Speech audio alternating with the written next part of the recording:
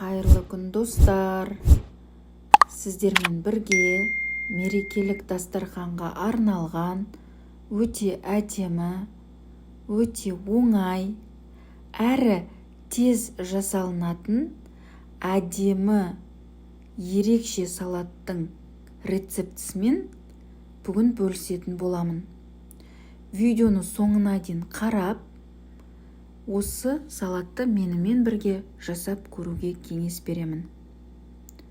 Ең алдымен бізге фри қажет, туралған огурцы, соленый огурцы, туралған колбаса, туралған сыр қажет, және де кішкентай баночкадегі дайын кукуруза қажет. Алдын ала заттардың бәрін турап қойдым мен, және соңында бізге майонез керек.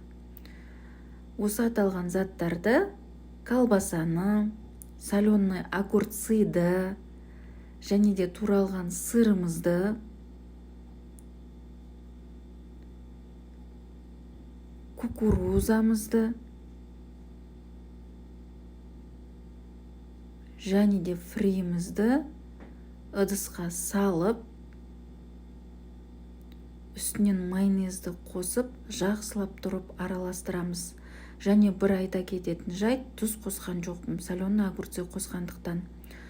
Осы барлық ингредиенттерді араластырамыз.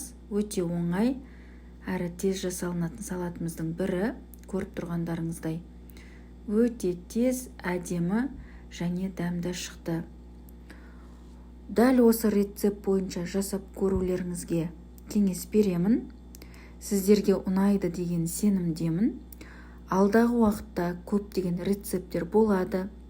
Міндетті түрде каналыма тіркеліп кетуді ұмытпаңыздар.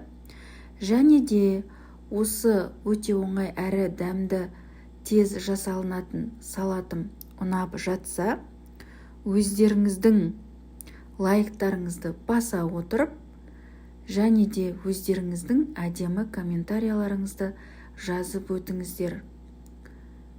Осы жасалған салат жасап көруге кеңес беремін. Барлықтарыңызға ас болсын. Рахмет.